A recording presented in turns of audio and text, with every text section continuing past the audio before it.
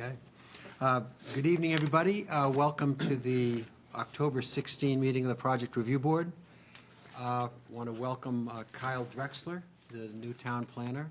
This is his first meeting with us. Caroline, do you know, did you hear from Jason or Jim? I have not. Okay, so we have a quorum anyway. And so welcome, Kyle. Thank you. And the agenda tonight, we have 3 items. Shoreland stabilization for Matthew and Bonnie Siegel Trust, Primus Holdings for design review certificate at 148 Main Street, and AEC Engineering for 2,500 square foot building expansion at 172 Lower Main Street. Kyle, why don't we start with information exchange? Sure. So update on the design review ordinance update. If you've been in the hallway, you would have seen we started some tabling out there. We're getting some feedback on some of those renderings and different design options. We'll also have tabling at the election. We're going to be doing some other stakeholder outreach on that, and also looking to schedule a joint planning board, project review board meeting coming up to go over some of those things. So we'll probably be reaching out shortly to get availability, maybe interested in doing a morning meeting at some point if folks are available for something like that. There's also, for anyone interested in participating who can't stop by Town Hall, there's a link on the website for more information on the design review update process. In terms of the comprehensive plan, update on that. So we had our environment workshop on October 7th. There was pretty good attendance. We had over 60 people come out for that meeting. I thought it was a really good showing. It was, great to be a part of that and start to be able to attend some of those events. I thought it was a pretty good conversation. Really important for this board, I think, to potentially attend if you're available. On November 18th, we have the future land use workshop. So that's really the big workshop, big event that kind of takes all the individual pieces that we've been talking about and put all that feedback together to look at what future land use around the town might look like. So that's November 18th at 6 p.m., the high school cafeteria. So if anyone's available, feel free to attend.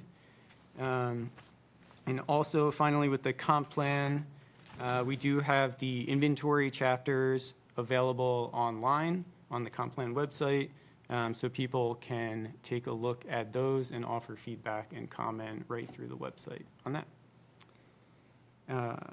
Number 3 here, we have topics reviewed by the planning board at the last meeting. There were 2 things, really. So the multifamily exemption ordinance amendments that we talked about last time and are on the agenda again tonight. The planning board discussed those and will continue that discussion at their November meeting. And then the other item was Maine Beer Company had come forward with a zoning map amendment application for the property right next to their existing property and business there on Route 1. So they're looking to do a zoning map amendment. So there's no current project directly attached to that zoning amendment, so there's nothing that's going to come to this board right away, but maybe sometime down the line we'll see something there. Staff approvals, still new to this, forgot to attach those to the materials, so we have a couple things, including the staff review board meeting from yesterday. I'll make sure to include those for next month's agenda so we can touch on a couple things that have been approved there. So, yeah. Great, thanks, Kyle. Next item is review of the minutes from the September 18 meeting. Anyone have any questions, comments, or deletions for Sharon? There being no comment, is there a motion to accept them as presented? So moved. Second. All in favor? Thank you, Sharon. First item of business is Matthew and Bonnie Siegel Trust at 35 Jordan Road for shoreline stabilization. Yep. So at the last meeting, I know we had a couple of shoreline stabilizations. These seem to be pretty popular lately. So it's the same process for this one at 35 Jordan Road. We're in the RR1 district here for this lot. There's also a small portion of the lot where the floodplain is, as was marked on the plan, that would fall under the Resource Protection 1. The applicants applied for a shoreline stabilization. They're doing stabilization work on about 120 feet, I believe, of the shoreline there, a mix of riprap and revegetating the embankment there with native shrubs. There is no tree removal proposed as part of the project. There's also no wetland impact proposed as part of the project. They are proposing to access the shoreline from the land, not through the water, but with the way that the lot and vegetation currently are laid out, they're avoiding any existing tree areas or the need for removal to do that access. Some of the existing vegetation, some of the shrubbery and lower plantings that will be removed. There's a revegetation plan as part of the application that revegetates those areas with all native plantings on the slope. I think that's pretty much it for my overview. There wasn't a ton to flag here, but I know the applicant's here and has some materials to share as well for more detail. Go ahead, if you can just introduce yourself. Sure. Good evening, board. For the record, my name is Warner Gilliam. I'm here on behalf of the Siegels, Matthew and Bonnie. I'm with Walsh Engineering, and we're the design engineers for this particular project.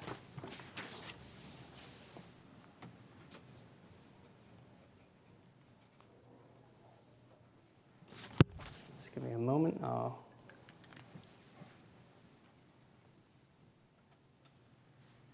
So currently, the existing conditions for the property are that we have an area, to the north that is currently stabilized. That was stabilized, I believe, around 2013.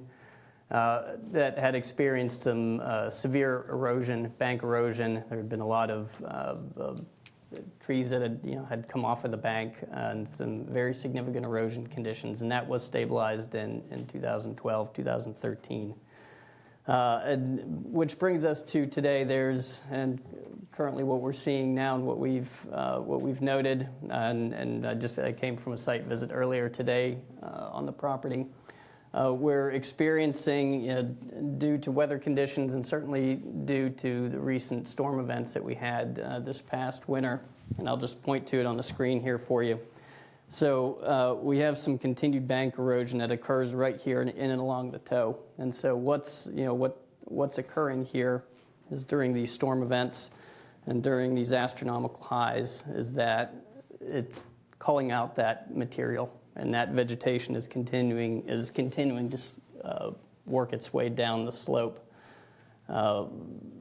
Here's a couple of other photographs just of what we've been experiencing there on site. And so we've had some not as significant erosion as what had occurred to the north, but certainly a fair amount of what's happening at the toe of the slope.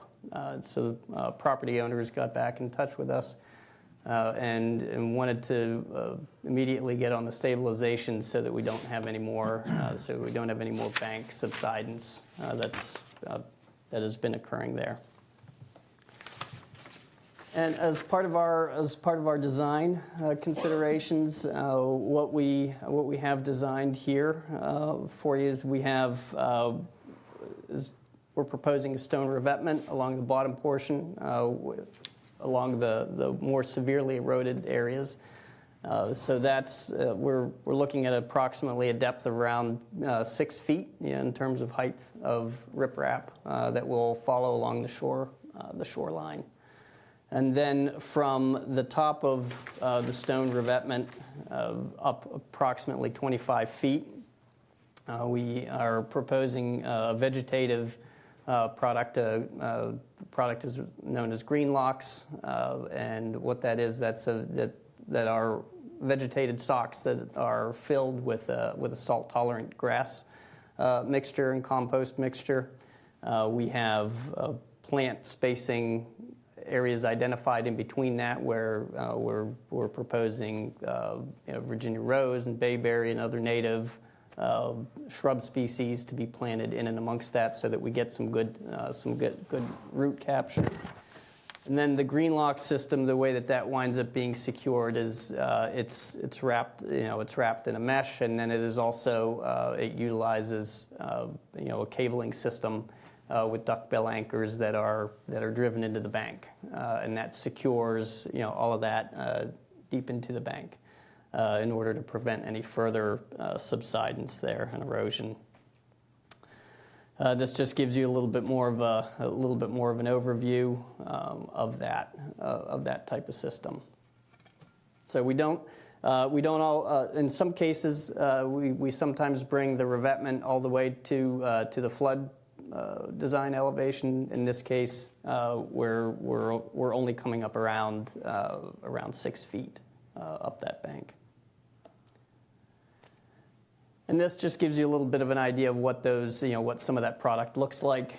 So these, the grow sock material. Again, this is what's filled with this compost and salt-tolerant grass mix, and then that gets wrapped. Those get wrapped and placed with this geogrid system, and then you have the anchors that are then installed into the bank in order to keep that secure.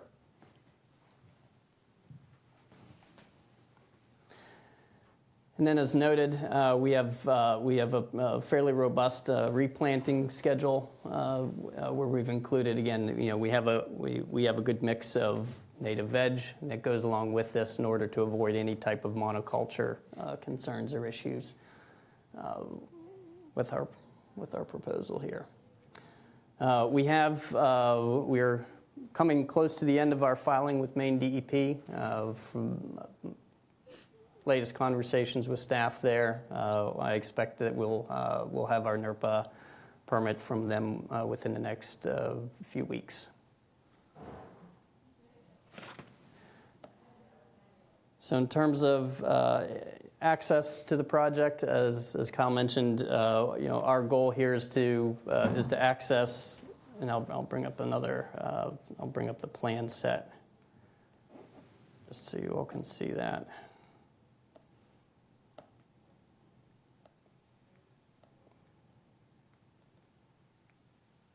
Maybe I'll bring up the plan set. There we go.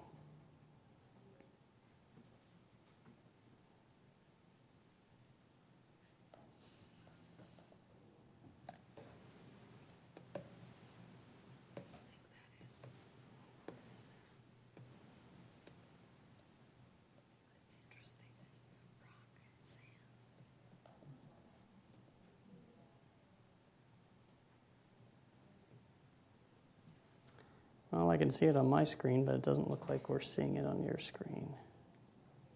Well, if I can approach the board, go to Plan B. So, just in terms of access, so currently there's an area down through here where we have good equipment access.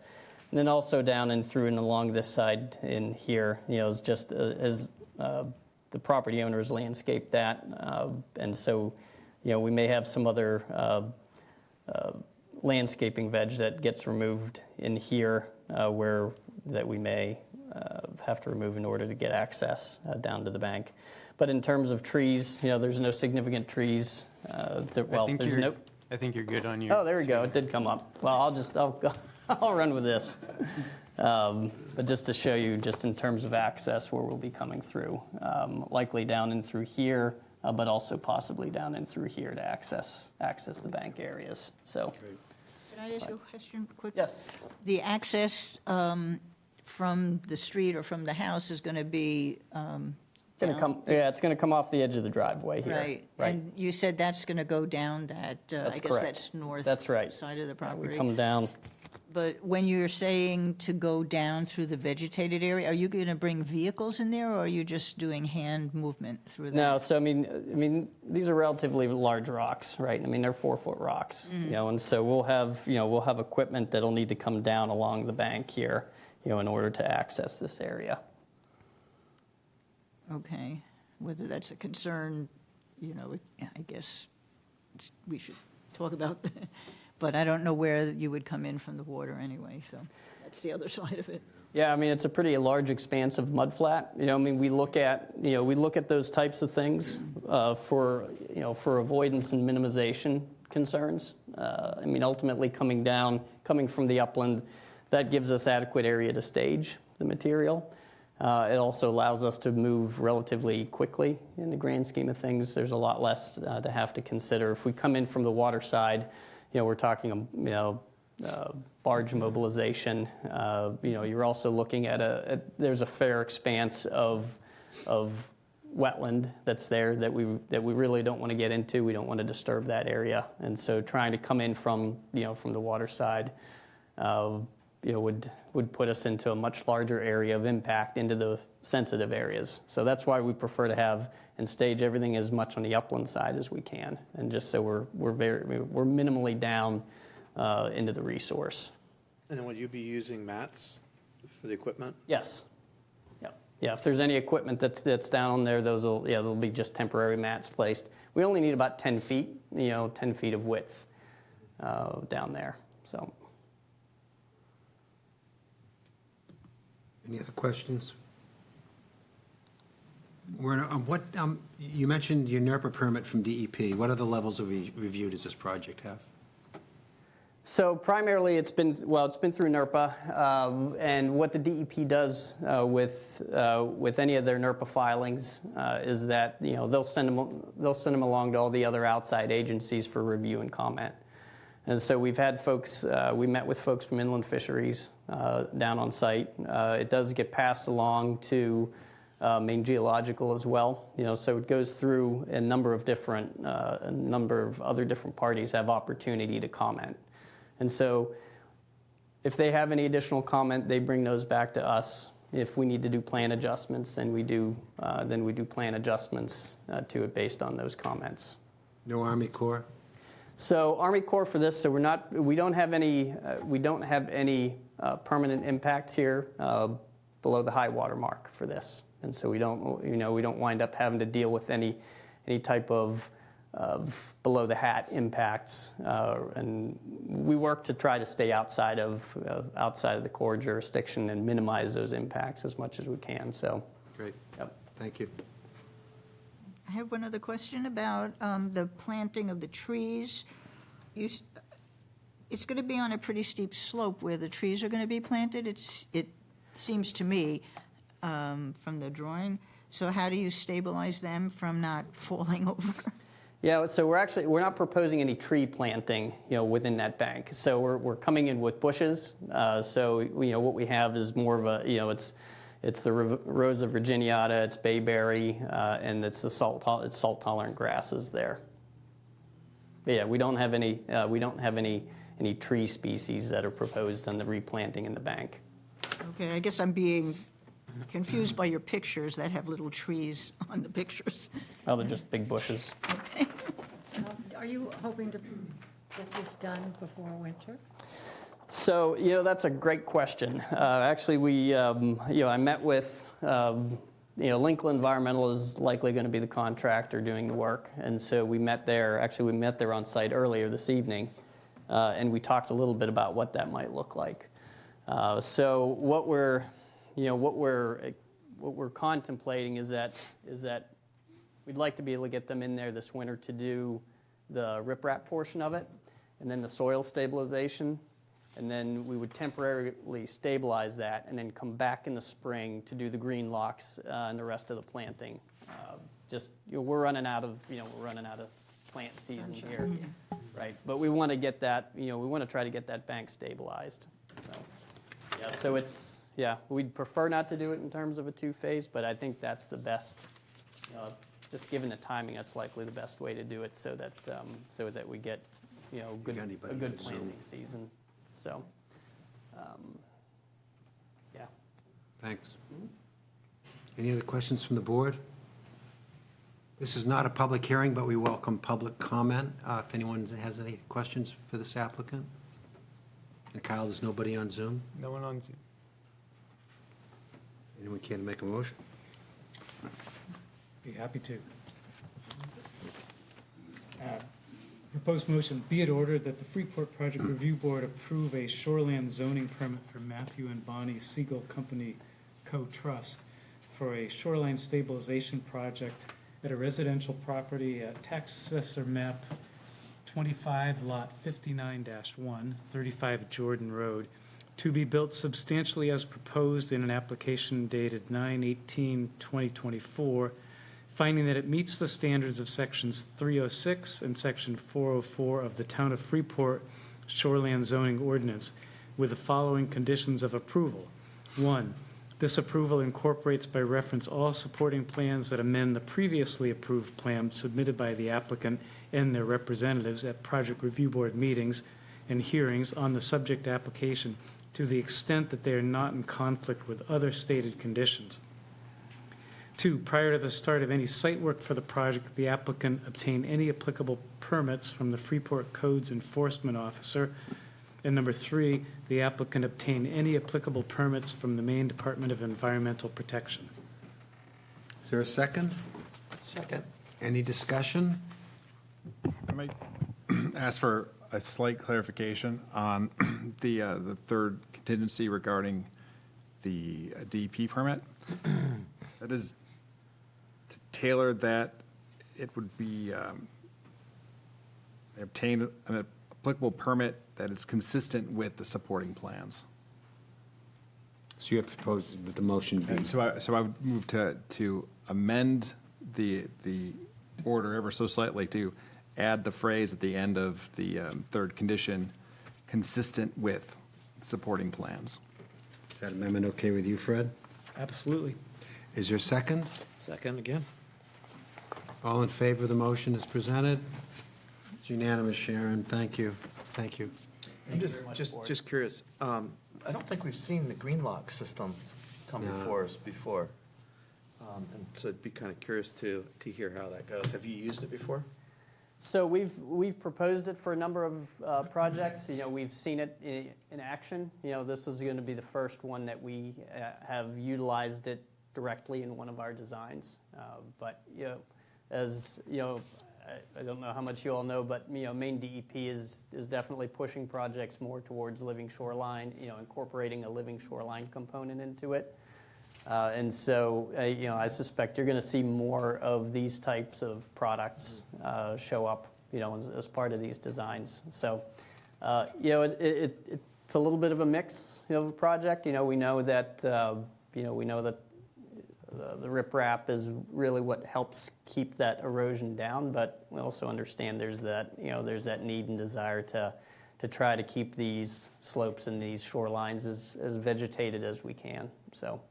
But it's a product that's used in a lot of almost near vertical applications, and so it's a good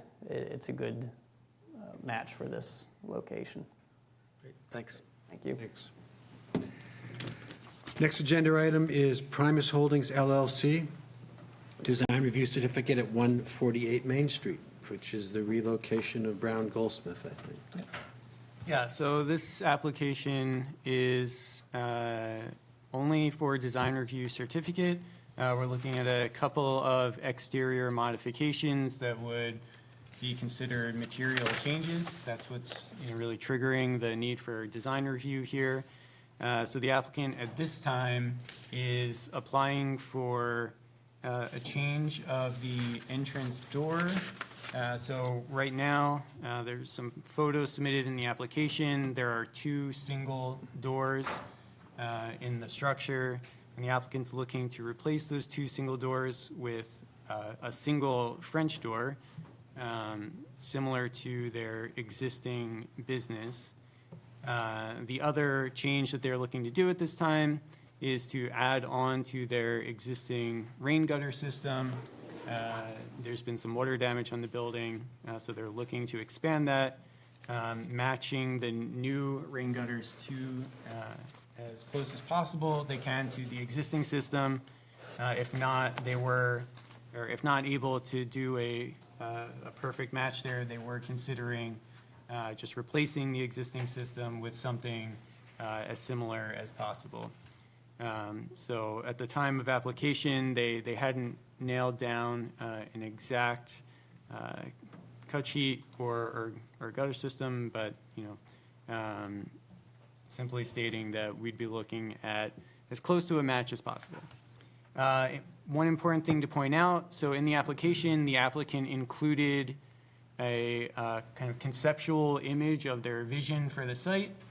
So it's just important to note for the board that a lot of features in that image aren't necessarily relevant to the review or part of this application. It was more of just a supporting document to kind of summarize the existing or the current application changes, as well as some future ideas and things that they envision for the site. So for instance, there's some signage called out on that site that's not part of this application, as well as the building being painted a different color. While I understand that used to be a design review item that could be reviewed, its painting is no longer, or a change of color of a building is no longer considered a material change under the design review ordinance. So that's not part of this application as well. And then there is some lighting in that conceptual image as well that's not being considered under this application as well. So yeah, with that, I think the applicant's here, so I would turn it over to them for any more detail on the specific changes. Great. Care to give us a review? You could step up to the podium. Pretty clear in the paperwork that I gave you. I do now have the 36-inch doors, because the door you have on there doesn't meet code. It's 32-inch, the two French doors. So, again, we were waiting for the schematic, the cut sheet on that to come through, and it finally has. So we've got that information. The gutter people feel they can match what's there. They'd rather replace what's there. They can replace it with an identical unit, but we don't know the age of it. We just don't know the fastening and all that good information. So we'd like to replace all of it with a matching system. Again, those 2 points are the only thing we're addressing right now, so Right. I'm not sure what you want for review over that. No, that's good. Thanks. No need to make it more complicated than it is. Any questions from the board? I just asked for the record, what is your name? My name's Andrew Hartigan. Could you step up to the podium and say that for me? My name is Andrew Hartigan. Okay. Thanks. Any questions from the board? Any members of the public have any questions? Come on up and introduce yourself, please. My name is Sally Walsh. And right now, I'm the coordinator for the Accessibility Task Force, which hopefully will be morphing into the Accessibility Advisory Committee for Sophie and the town. First off, I have to say, this last presentation was very painful for me because I went through this on 2019. We had Nick come down, we had the DEP come down, we had Walsh Engineering come down, we had construction done, and it all washed away.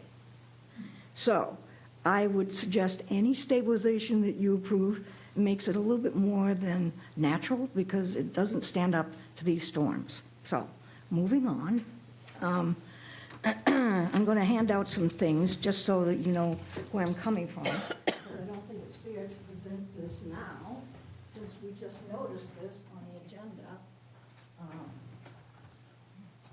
day before yesterday. The architect who works with us sent me some information which might be helpful to the people who were doing the renovations, but it's a little bit late now since they presented everything, and it's going to be a fabulous spot for a jewelry shop. But think of this.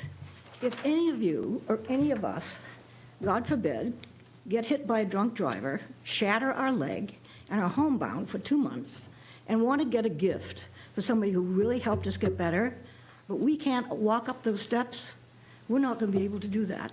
It's as simple as that.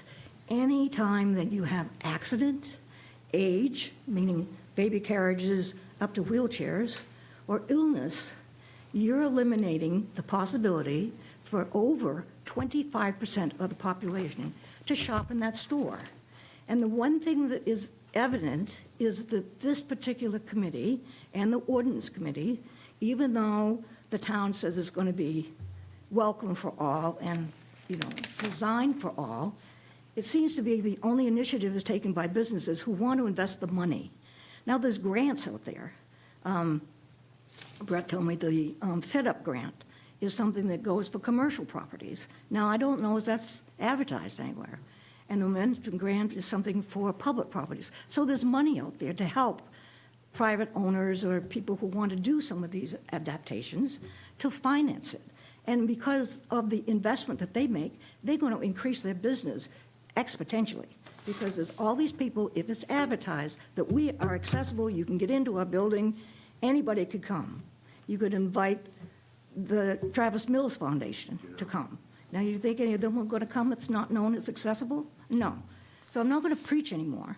But what I wanted you to do, to have it in your consciousness of all these people that are listed on here, it's not just people that you visually see, it's all these people with hidden limitations that cannot shop in this town, cannot possibly live in this town, go to school in this town. It goes across the board.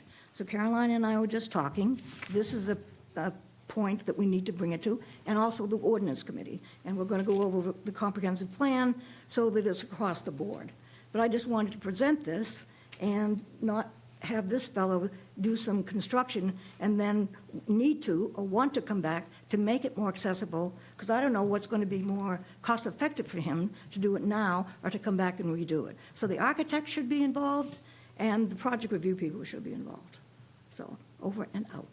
Thank you for that. We appreciate you calling it to our attention. I think Kyle's correct in saying this is a code enforcement officer issue, Okay. ultimately. Hi. Welcome aboard. Yeah. Thank you. Go ahead, Lynn. Is there parking in the back at a lower level now? There's currently parking in the back. It's public parking. We own a big portion of that. I would say that that's a reasonably difficult ask for someone with disabilities. We looked at putting a ramp on. In fact, the building had been approved for a ramp some years ago. In our process, we've added already an ADA compliant, or we're adding an ADA compliant. We've submitted to codes for that bathroom on the main floor. It seems reasonably abrasive to assume that we're not kind of moving in that direction. As you can see, the concept that we're kind of put forth for you, but we're going to make some changes. We looked into adding that ramp again. One of the problems there, I don't think they added it in the previous, is because once they got people up onto that deck, they were still 7 inches from making it in the door. And now when you look at that 7-inch, if you bring it up, you've got height clearances. So this is something that's going to take a little bit more time, a little bit more digging, and a little bit more money. We're going to keep moving in that direction. That's our goal, is to have it accessible.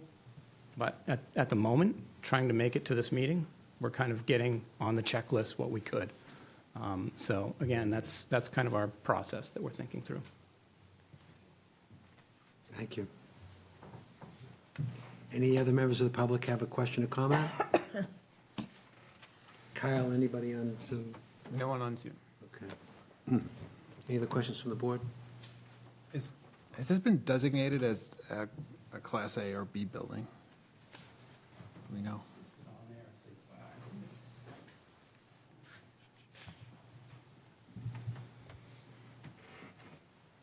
It is a Class C building. Class C building. And just to clarify, the sign, like changes to the signage are not before us right now? No, the only changes that are before you at the moment are the doors. The building went from a personal structure to apartments to then 3 businesses, then to Georgetown Potter. He left the 2 doors in place from when it was multiple businesses. We'd like to remove those 2 doors and put in a more historic looking, we feel, double French door that'll be 36 wide on each side. So again, the only 2 items that we're asking for approval on is the 2 French doors and the gutters. That's it at the moment. The picture that was put on the front, our graphic designer did, that's kind of our goal, and we're going to be back here, standing in front of you with requests for signage and lights, exterior lights. We plan on redoing the whole terrace on the side of the building as well. So those will be points that we'll be bringing to your attention at another time. And the gutters are specifically, because we don't have cut sheets on those, you're going to get replacement gutters that are as close as possible to the existing. Yeah, the people that we've had come over and look at it feel that it's a very standard gutter and it's easily achievable, so to match exact to what's there. So I don't think that's an issue at all. Okay, great, thanks. Any other questions, comments? Is there a proposed motion? I can do it.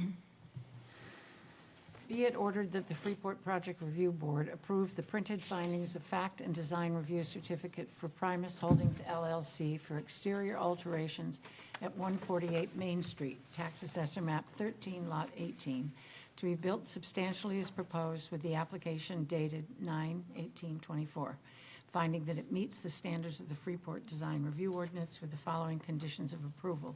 1, this approval incorporates by reference all supporting plans that amend the previously approved plans submitted by the applicant and their representative at project review meetings on the subject application to the extent that they are not in conflict with other stated conditions. 2, prior to the start of construction, the applicant obtain any applicable permits from the Freeport Codes Enforcement Officer. Is there a second? I'll second. Any discussion? All in favor of the motion as presented? It's unanimous, Sharon. Thank you very much. And thank you for coming. Thank you. Third item is AEC Engineering at 172 Lower Main Street, site plan review. This is actually conceptual presentation. Kyle, can you give us a review? Sure. Yeah, as you said before, this is the first discussion for this project. So because the project is really just over that 2,000 square foot threshold between the building addition and a small proposed increase to the parking area, the ordinance calls that this should be something that should have a conceptual discussion as well before the final site plan application submission. So yeah, the applicants submitted their conceptual level plans. Calls for that 2,500 square foot building addition on the northeasterly side of the building. They submitted in there some architectural plans as well, showing some of the details of that building. There's also that small parking lot expansion where the parking's being expanded briefly in front of that new addition area, as well as a couple of spaces on the opposite side of the parking lot. I believe they stated in the application that it's roughly designed to accommodate the same number of spaces. However, the current parking area isn't striped, needs some pavement, so there's improvements there. The one thing that I called out in the memo, I'll just mention here, is when it comes to the setback, so this is located in the Industrial 1 district. There's a 100-foot front setback requirement in that district. The current building does not meet that requirement. It would be considered a non-conforming structure in terms of that front setback. The real thing to look at there for the board is that so long as the building addition doesn't become more non-conforming than the existing condition of the building, that it's okay in terms of the ordinance. So I think that existing setback for the building is about 60 feet. You'll notice on the plan that the addition is set back a little bit to maintain at least that 60-foot setback. So it's just something we noted in the memo to call out a little more specifically on the final plan with the exact measurements, but it did look like it met that requirement. Outside of that, one final thing to mention, again, similar to the last application, I believe there was a change in terms of design review here in the recent past. I think this lot formerly would have been under the design review ordinance. It is no longer in the design review ordinance, so we would only be reviewing this through the lens of site plan review, not through design review. Yeah, so with that, though, I turn it over to the applicant. Great, thank you. I'm the applicant. I'm Tim Hooper. I am the owner of the property and at 172 Lower Main Street in the business AEC Engineering, which is a 40-year-old company that was founded by Freeport resident David Witten back in 1982. I'm actually the third owner of AEC Engineering. It's been operating out of this location for over 30 years.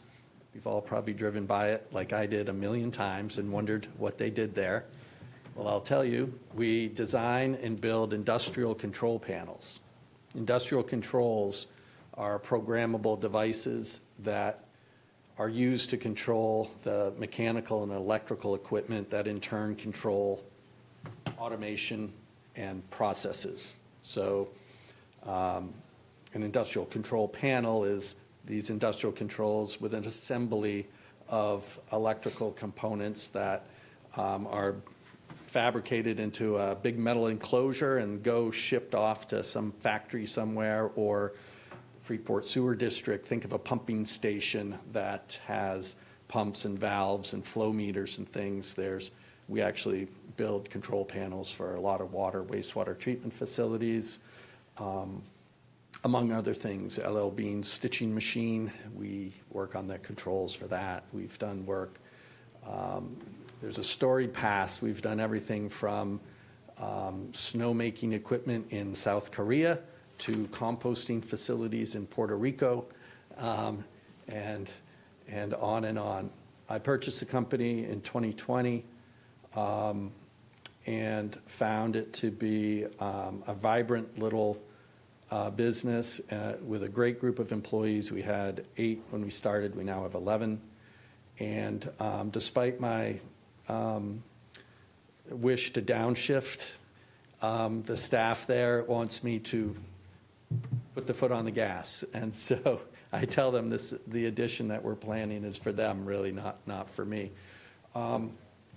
What we're finding out of our little 4,000 square foot shop, it looks smaller than it is. It goes back quite a ways. The front is all fabrication space, and there's about 1,000 square feet in the back. The guys call it the carpet. That's where us overhead reside. And what we're finding is we're in a great niche, great team, and there's a demand for the skill set that we have. It's technical blue-collar work. These are mechanical, electrical technicians that come out of kind of like the community college systems, and we're building these electrical these controls that are going all over the place. So the addition that we're proposing, or that I'm looking to do, is and I'll let Patrick from Woodhull explain, but we really need more fabrication space. It's just space. The thing, Kyle came and some of the planning board folks came for a tour and have seen how compact we are in there. We just need more room. So that's a little bit of the history of the company. I'll let Patrick explain the program.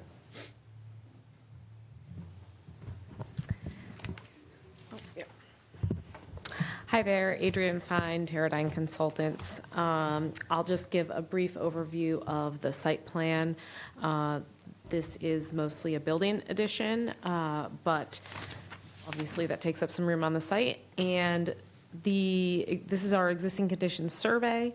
This shows the existing approximately 4,600 square foot building and parking in the front with the driveway entrance off of Route 1. You can go to the next.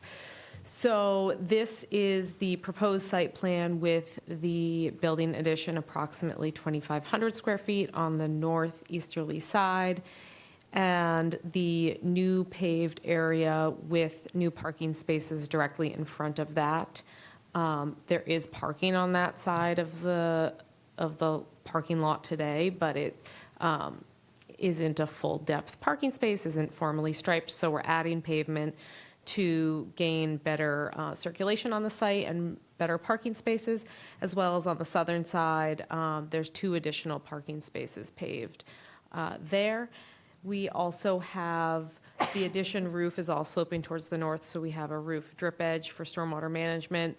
We'll be providing more on that with our next application for full review. The mention of that front setback, it is approximately 57 feet today, the closest corner of the building to the front property line. The front property line is at an angle that follows an old DOT right-of-way, so the setback is also at an angle. That's why the addition is a little further back than the current building, and it maintains at least 57 feet from the front property line. The building is served with existing public water, public sewer, overhead electric and gas utilities, and we're proposing to keep all of those to serve the addition, but we will be seeking ability to serve from the appropriate utilities to ensure nothing else is needed on those. And as far as the parking goes, we plan to have about 15 to 16 parking spaces that are striped out when the parking is repaved and the addition is done. I think that's about it for the site at this time. I'll turn it over to Patrick.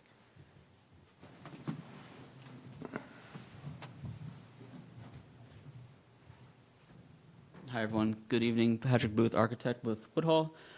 Just a brief overview of the plan, just so you're aware. This is just the existing building, so you can get a little idea of the context of the chopped-up nature of the building, how there's these large electrical boxes that need to be fabricated, and it's tight quarters. And so if you go ahead to the next slide, all we're simply proposing is a wide-open metal building space that allows for that fabrication to run more smoothly. Also allow for some larger overhead doors, because a lot of these boxes are bigger than the existing 12-foot overhead door you have now, and so having to tilt those is not something that you really want to do when these are very expensive pieces of equipment. So a new door that's functional to what for their clients' needs, and then it's very just simple concrete floor, metal building structure, insulated to meet code, and a front door and a garage door in the front. And if you go to the next slide, Emma, please. And the proposal there is on the right side of the roof. So it's a shed roof that is shaped in a way to take the water to the natural low point on the site, which is to the right of the building. There's a bit of an existing swale and culvert, so shedding water in that way. The existing building has several different roof lines and several different pitches to that, so it's a way to not try to cross-manage the storm management, to keep it over on the one side to keep the site a little drier. And also just allowing very clear point for when people come to load and unload for this property, that it's a clear front door of where they might go. And we chose this kind of simple design just to be something a little more distinctive than a typical flat or roof that you might be known on an industrial type building. So with that said, not much really else to add. It's just it'll have metal siding, metal panel siding, as most metal buildings do, to complement the block building that the existing building is. And then the next slide is just the 3D rendering of what the shape looks like in context next to the existing building. And with that, that's the extent of our presentation to show you what's being proposed. Thank you. Thanks. Questions for the applicant? Just a quick, so with a large overhead door, does that imply you've got large trucks coming in that are accessing it, or I'm not sure how The big trucks are box trucks for the most part. They're box trucks. Okay. Whatever the trucking companies happen to, shipping companies happens to send, but. And the designed parking area will support the truck getting in and out, okay? Correct, yeah, there's the backup space. They back up into it now, and so it's actually just better defined with the layout here for the parking spaces that are out of the way for the loading area in front of the door, and just allows for better use of this site for their needs without having to relocate to a new location. This is a great spot for them and their employees, and so this allows for them to kind of unlock the needs for what their business is right now. Great, thank you. We would also, before the final application comes to the board, we would reach out to the fire department for any emergency access concerns around turning movements and things like that in the parking area to, make sure that the plans are aligned with them as well. How does the existing roof drain? So there's a kind of a false parapet wall in front. You'll see. Grab that stick, Mike, could you? On the side. Got it? Hello? Wow. Yeah, so this might not show all the roofs, but there's a kind of a peculiar false front built here, which is unconditioned space. This has a sloping roof that goes this way. It's only maybe about 8 feet deep. Then there's a lower roof here that pitches this direction, and then there's another roof higher in the back that pitches also in that direction. So basically all the water comes to this point. So what isn't clearly modeled here yet is that part of our stormwater design is that we're going to have essentially a downspout to collect water underground to connect back to this drip edge location on the right, just to allow for a better use of water management for the building with the multiple roofs. Can you show the existing building picture? Yeah, that's like the third slide. So that flat front is a false roof, that's what you're saying? Yeah, it's Half of it is, actually on the left side, it actually is a flat roof up there. there's 3 peculiar additions that occurred in the building over time. So it's funny. The far left side is a heavy timber frame structure, and then it's kind of traditional wood trusses on the right side, and then a different type of wood truss on the back. So it's just been kind of added on to over the years. While this is up, do you want to mention the shed as well, since that kind of comes into play there? Oh, that shed in the back is where the building is going, so that would be demolished and removed. This building right here. And so just to make clear is that this is the extent of the parking now, and this is getting extended here this way, so all these cars are moving out of the way, so that's why it's extending a free aisle into the loading bay, which is actually easier to navigate to than it is now because it's not in line with the driveway. They have to turn around and back up into it, and it's a little more challenging than where it's proposed now. And what about landscaping? Are those trees all going to be remaining, or are they coming down? Yeah, trees remaining as shown. You have some nice deciduous trees in the foreground there. With the addition, we didn't have anything planned initially, but because we felt the site was kind of well vegetated as it is.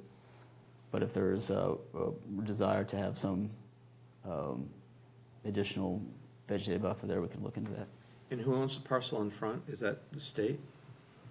Or It's the DOT, DOT? not sort the right of way or the. That's a good question. Yes. Right, kind of where that tree is. Yeah. I'm over the microphone, please. Right where that tree is in front of the red vehicle is basically the property line. So that whole front lawn, and you can kind of see a culvert coming out into this ditch area. That's all within the state DOT right-of-way. And we're not proposing to take down any of those trees. There are a few trees that may need to come down for the building addition on the right-hand side, but there's still going to be at least a 15 to 20-foot buffer on the right-hand property line. We're not being asked to take any action tonight, but if anyone has any guidance for the applicant, I'm sure they'd welcome it.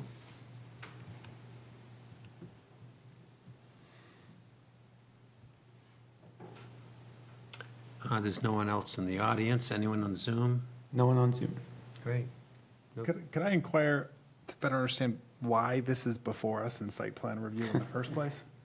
In Because site plan review or just the concept level? Well, I mean, the concept plan is coming to us as part of the site plan review process. And so we've asked lots of professionals to come and take their time and present an industrial project that, I mean, it seems like that's outside of the scope of site plan review to begin with. So why is this triggering a site plan review right now? No, the use would still be considered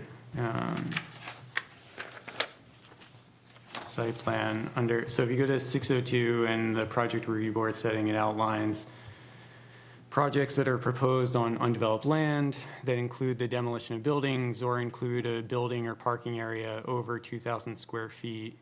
And that's where it talks about the conceptual plan and the need for site plan review by the project review board. But that's for changes to sites that are already subject to site plan review. Like that level of change to something that is otherwise subject to site plan review would have to come back for site plan review. But a project like this that's industrial one wouldn't come to us in the first place. So why are we making them come to us for an addition? And Kyle, I don't mean to put you on the spot. No. If you As go much as I just want to to, ensure that we're not wasting people's time. if you go to the I-1, you'll see permitted uses. The only permitted uses that wouldn't require site plan review are timber harvesting, agriculture, agritourism activity, peddler on private property. Then there's a bunch of uses listed that are subject to site plan review. So including manufacturing and processing, business and professional offices, warehousing. So all of those industrial uses, even though it's an industrial district, they're considered allowable uses, but they still trigger and require site plan review. And if this were under 2,000 feet, it would just be a building permit? So if it was, let's say the building addition was 1,500 square feet and there was no parking expansion, so we were just looking at that 1,500 square feet of new impervious area, it would be something that went to staff review board.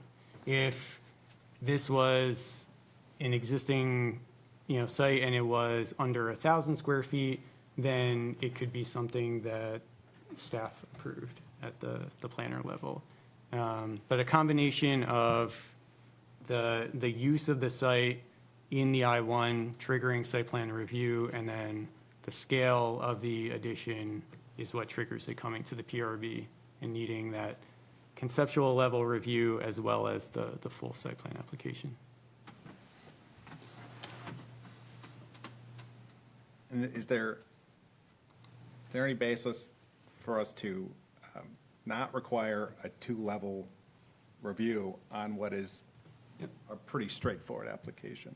And the basis would be us amending the ordinance and changing that requirement, which I think is something that, so I'm going back to the beginning of the agenda when we were talking about things that the planning board reviewed at their last meeting. We did look at a kind of a work plan of different ordinance amendments that the project review or the planning board might be considering in the near-term future. I've talked with Caroline and Brett as well about some of those potential changes to 602, the site plan ordinance, to, look into options to make it more efficient, things like you're talking about where it might make sense for certain projects to not have to do a conceptual plan meeting, and maybe they can be taken in one meeting. So I think that's a discussion that we can have going forward. But it would require an amendment to the zoning ordinance. Sorry, we can't do more for you. I second on that. Any other questions or guidance for the applicant? Great, looks like a nice plan, and thanks for the explanation about your company. It's great you're growing. Thank you. Thanks.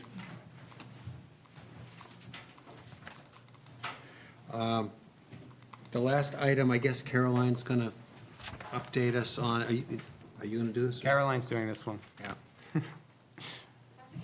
Yeah, I'm making her do this one.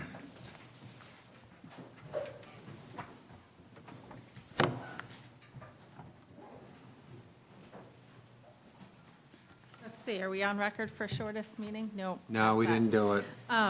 Okay, so this is a continuation of something we've talked about the last two meetings where, as you know, the planning board has been working on language based upon a recent finding made by the project review board that would exempt multifamily in some cases from subdivision review and only require site plan review. As they've been working on this change, they found a couple things, as we talked about at the last meeting, that they wanted to change in the ordinance, such as requiring a public hearing adding a standard for financial and technical capacity. At the same time, they recognize the desire of the PRB to go digital, and so they are making changes to the ordinance to reflect that the applicants will no longer be submitting a ginormous stack of paper to Kyle with 12 copies, but they'll be submitting digitally with a couple of paper copies for public viewing and record retention. We're also doing some general cleanup to the ordinance, like becoming gender neutral, updating outdated terms and references. And then we had some, I would say, hopefully less substantive, really not that optional legal guidance of some legal cleanup. So those 4 things are in these documents before you. We talked at the last meeting how some of you wanted to see it. If you have comments on any of the language before the planning board in these documents, we'll take notes and send that to them, or if appropriate, incorporate this into the changes. We did get some comments. I know Fred had provided some comments on, I think, fire protection, which we feel like is already addressed in our fire protection ordinance, which is a standalone ordinance. Remind me what the other one was? Do you remember what the other comment was? Offhand, I don't remember. Oh, there was a sidewalk comment. Yeah, sidewalk, Yeah, fire. which, again, we didn't feel like this was making a change, but we did put sidewalks on the planning board work plan, which is something we talked about a few meetings ago.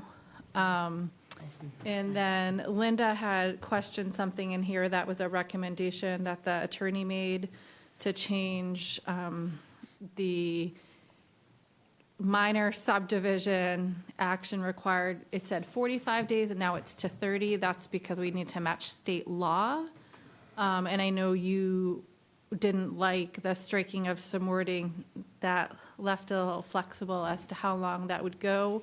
I have flagged that for additional legal clarification. I think you always have the ability to have a hearing and table something still, and that is an action that you guys could take. Happy to answer any other questions that the board has on either document. We could go through page by page if that's what you prefer. That was not what I planned on. I'm happy to do that. I can make a comment on my comment. Yep.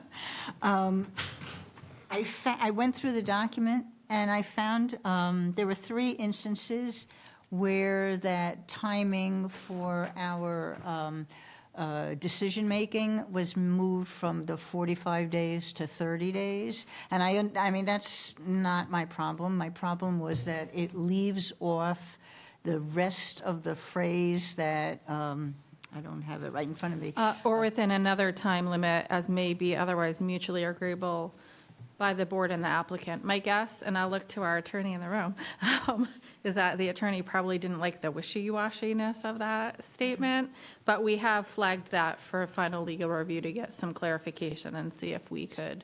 So if you that. want to give supporting information coming from me, I guess, I find that having no ability to have an extended agreeable review of things is really going to hurt both the town and commission and the applicant, because if it says shall, in 30 days, they shall approve or not, or disapprove.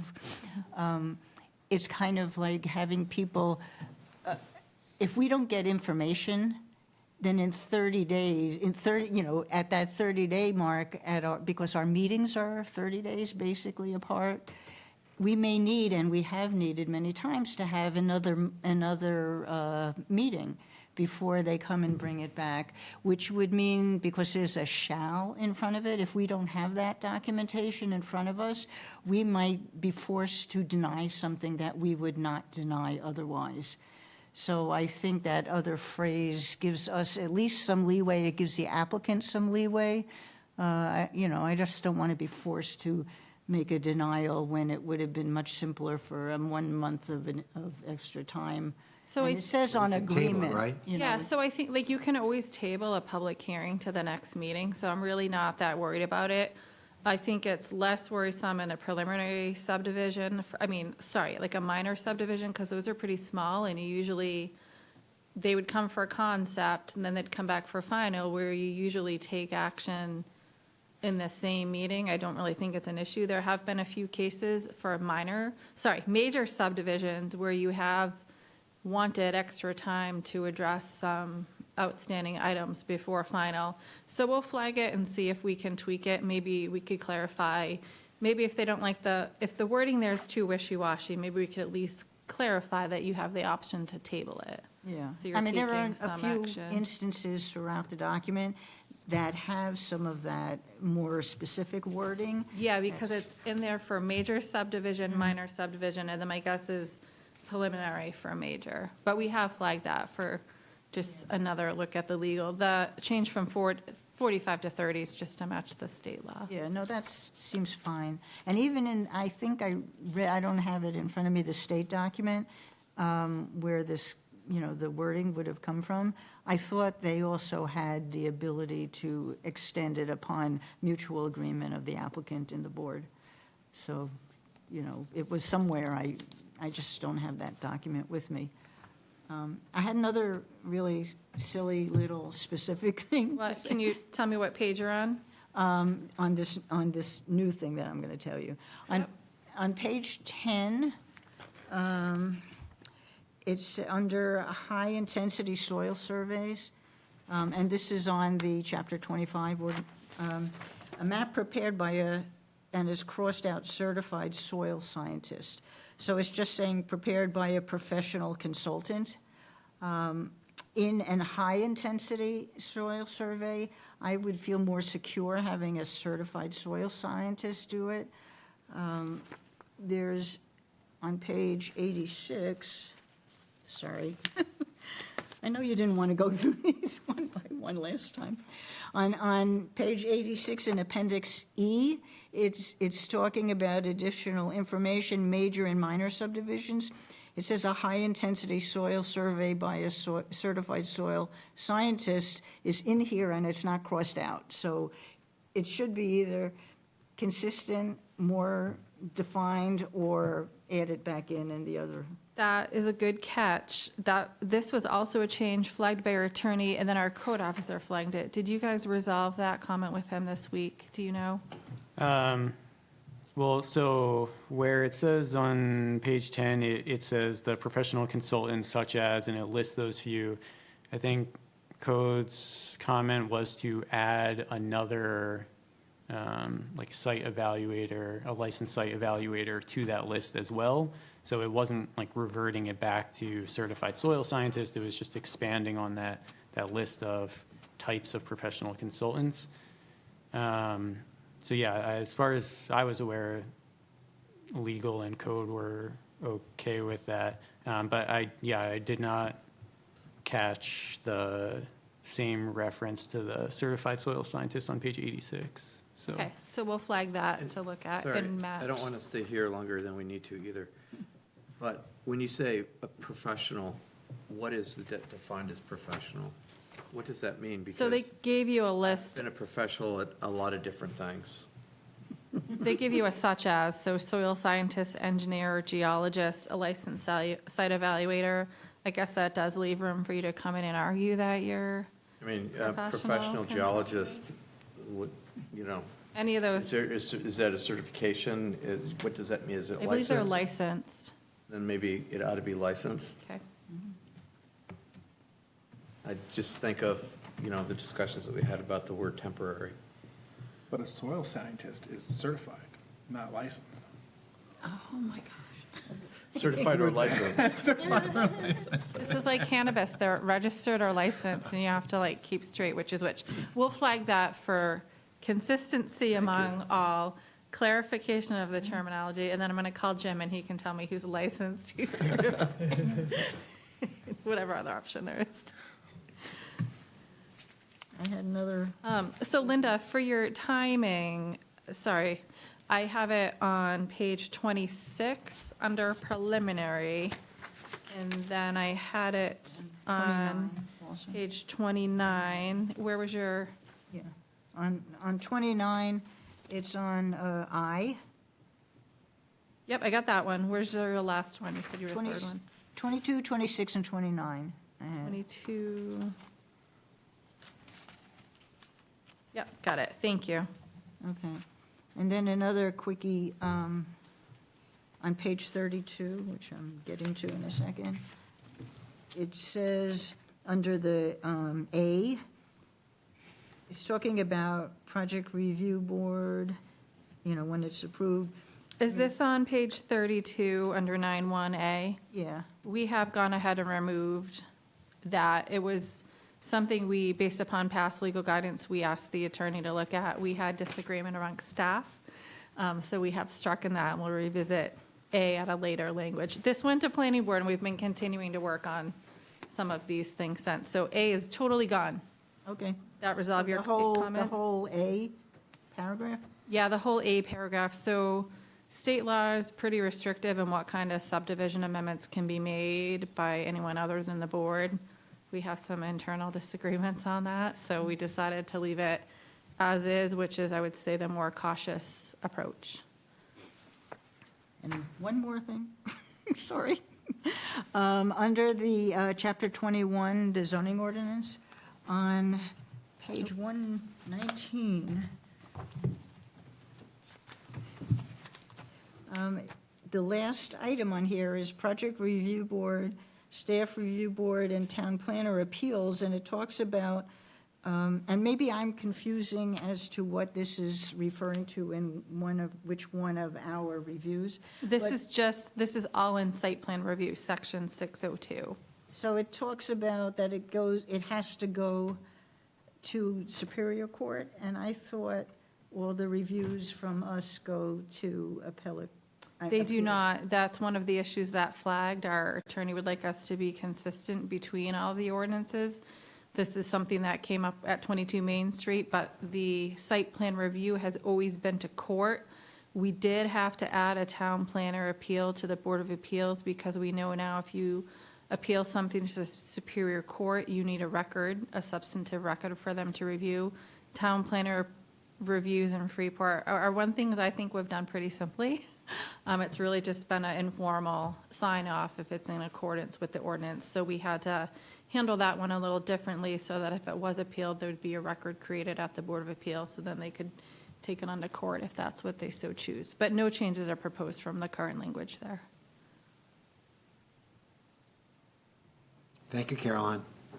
So next steps for you guys, this is going to go to the planning board at their first meeting, the first Wednesday in November. You can feel free to come comment. If you want to comment on your own, they are going to have a public hearing. Just so you guys know, we have, with our restructuring, made some changes, and Kyle is going to be staffing both the planning board and project review board, bringing that nice connection back between both boards. He's already seen your wish list of ordinance cleanup items, which I've passed on to him.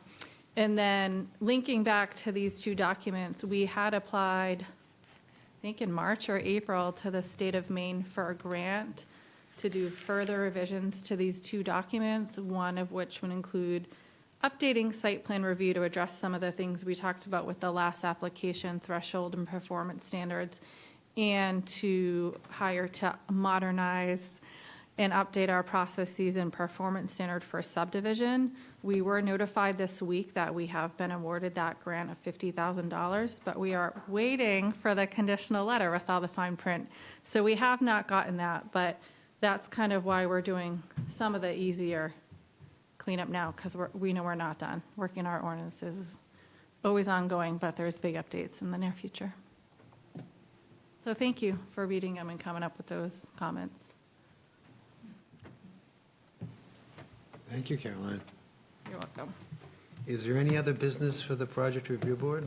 Is there a motion to adjourn? So moved. Is there a second? Second? All in favor? What is he saying? We're out of here. Good job, Kyle. Thanks, everyone. Thanks for answering Jim's question. Caroline just used to say, figure it out. Your average is really good right now. Yeah, you're doing really well. Yeah. It's early in the season, so. The mission for next meeting is stump Kyle.